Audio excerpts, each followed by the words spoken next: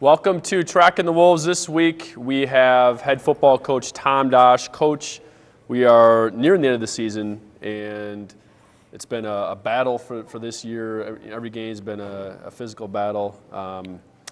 Talk about, I guess, last week and what we see this week with going up to Crookston. Yeah, we played University of Mary last week, and you're right.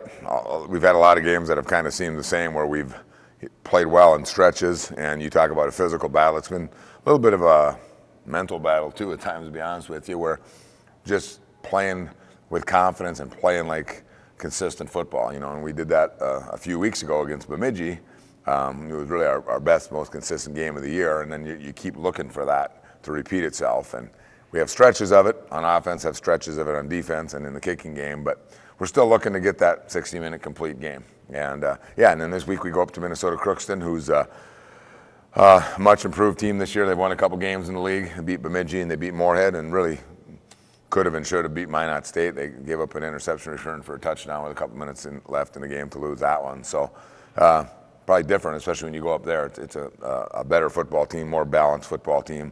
In the past, they've always probably been a little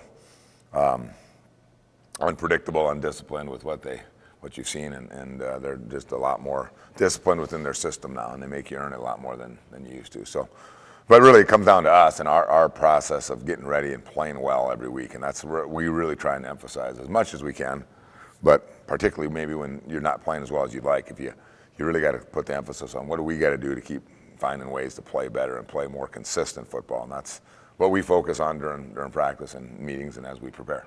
You mentioned 60-minute game and building that confidence to get there. How do you instill that into the players? You mentioned some of the seniors and the juniors, upperclassmen, the mental aspect of the game.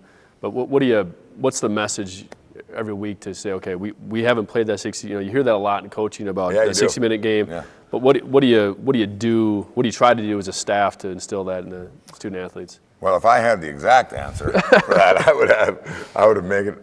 I'd be coaching for just a hobby, and I'd have a lot of money. But, I think what it comes down to a lot of times is just actually going out and doing it. You can only talk about it so many times, and you actually got to get out there and do it. And if you're continuing to prepare and guys are in position to make plays and you're hopefully doing things right practice-wise and scheme-wise and stuff, which we have been, and we've been practicing well. That's the other thing our guys would tell you.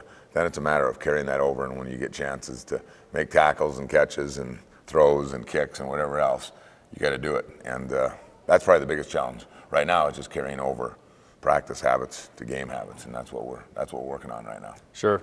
Well, let's focus on one of the student athletes. Cam Pudwell is really had a breakout year, offensive and defensively. He came in as a fullback and wasn't getting utilized as much based upon our offense. Switched more to defense. Special teams, he's been a huge addition. Talk about his progression as a student athlete. Yeah, after the Upper Iowa game, I think it was after week 3, we were going down to play Mankato, who's a real big physical football team, and that's something at that point in time we hadn't been there defensively, physically.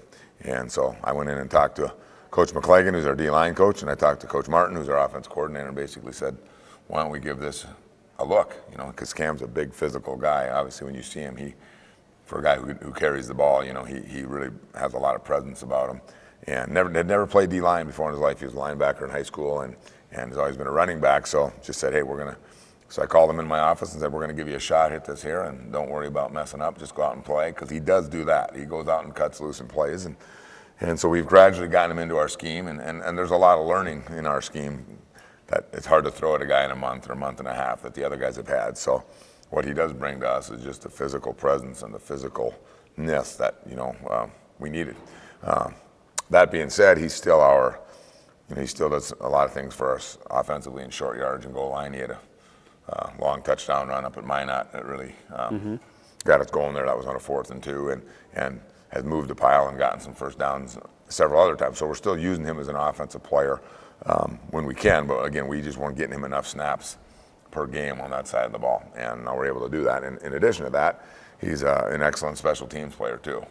He's a starter on a couple of our special teams. And this last week against Mary, we blocked 3 punts in a game, and Cam blocked 2 of them, and might have gotten his hand on the third one. Dallas Lopez blocked the third one, but Cam might have gotten it too. So really, sometimes if you can go a career and block 2 punts, it's a pretty good career. Mm-hmm. To do it in a game, and Cam blocked 2 or 3 up at Duluth last year, so he's got 4 or 5 block punts in his career already as a sophomore. And a lot of that's just being physical and just having a good knack for it. You know, we would like to think it's scheme, that we scheme them up to get them free, and sometimes you do, but his were just effort and getting the right spot. Sure. So when you get a guy in a game making an impact on offense and defense and special teams, you're dealing with a pretty special athlete, really, and it's like high school almost for him sometimes. You know, he's playing parts of the whole game, and you usually don't see that in college much, but very physical and just brings that to the table. And again, we're just going to see him continue to improve, especially as a defensive player, because he's like a rookie. He's like a freshman in terms of defensive line, so we think his ceiling is pretty high there. Good.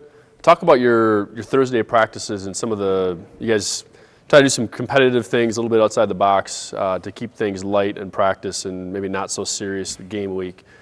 What do you do on Thursdays? Yeah, the season's a grind, and obviously in football, the physical grind of beating each other up every day wears on you, and the time aspect. So one of the traditions we've had ever since I started coaching at the University of North Dakota in 1993, they had that going already, was on Thursdays at the end of practice, we have a contest within our position groups. And so sometimes it's football related, like coffin corner kick, or long snap, who can snap it the longest, excuse me, or kicking with your opposite foot, throwing with your opposite hand. We do some of those things. Sometimes it's non-football stuff. Every year we have an egg toss contest where guys have to toss an egg back and forth, and we keep moving them farther until everybody's egg's broken. And we have an end zone celebration dance that we have a contest there too. So again, just try and have fun, and the position group that wins, they get to eat first during the pregame meal or on the Friday night. Which is very important. Yeah, it is. That is critical. They're pretty excited about that. So it's a fun part of the week, and our guys look forward to it. Sometimes we have a log roll contest or leapfrog or wheelbarrow race, and just try to make it fun. Yeah. Well, I think sometimes you get so locked into their season, and football is such a compact, when you start actually playing, 10, 11 weeks, and sometimes you lose focus that it's a game, and you're having fun out there. That's what we try and do. You got to emphasize that too. You better enjoy it, otherwise you probably shouldn't be playing. So, and again, it's here and gone before you know it. Our season's almost over already, which is hard to believe. So, we certainly grind enough, and we have enough meetings and film sessions and practices that we want to make sure that we have an opportunity to have some fun too, and make sure the guys know. And they look forward to it every Thursday.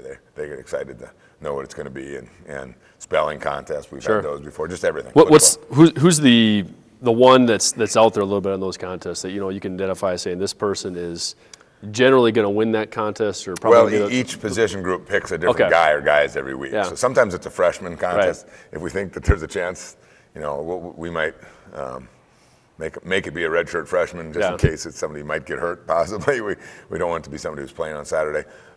Sometimes it's an older guy wants to do it. It's kind of a badge of honor because he wants to. It really kind of depends on the guys. Usually the offensive line and defensive line have they have the funniest ones. I think with some of the things we do, those guys are usually the most fun guys, and the fun. They're going to have the funniest moments. We've had cartwheel contests over the years and stuff. So there's been some good ones, and you want to keep it light and have fun with it. Good. Well, good luck this week and the rest of the season here. This week we have a home swimming meet, so one of our few swimming meets of the year, Friday at the YMCA, and no other events for the weekend. We do have basketball in Sioux Falls, so the winter sports starting to kick off and heat up here in the winter. So we're excited for the basketball and wrestling to start their seasons. A couple more weeks of football, and volleyball is in the thick of a playoff race as well. So lots of exciting things happening this week. So get out and support your Wolves. I want to give a shout out to the number one fan, Nate Thompson, number one fan in all of South Dakota. No question. Nate, thank you for what you do. Go Wolves. Go Wolves. We know you want family-friendly sporting events. Sporting events where you can be comfortable and entertained in a positive environment.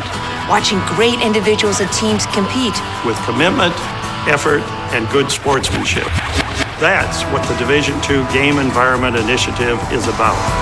Be a part of the excitement and find out why. These student athletes say with pride, I chose. I chose Division II. Let's get to some upcoming events for the week for Northern. Swimming will be back in action at Aberdeen YMCA this Friday, November 8th, beginning at 6 p.m. as they take on the Cobbers of Concordia College. The volleyball team will continue their 4-match road trip this weekend as they travel to face 18th-ranked Wayne State at 7 p.m. on November 7th and will face off with Augustana at 4 p.m. on November 8th. The men's basketball team opens up the regular season action this weekend as the Wolves play a pair of contests in the new Sanford Pentagon down in Sioux Falls at the Sanford Tip-Off Classic. NSU will face Central Missouri at 4 on November 9th and Missouri Western in a 2 p.m. contest November 10th. Northern football will hit the road this weekend for the final time on the season as they play Minnesota Crookston at 1 p.m. The wrestling team will return to action this weekend as they travel to North Dakota State University for an open. That's all we have for the events this week, and go out and support your Wolves. Go Northern.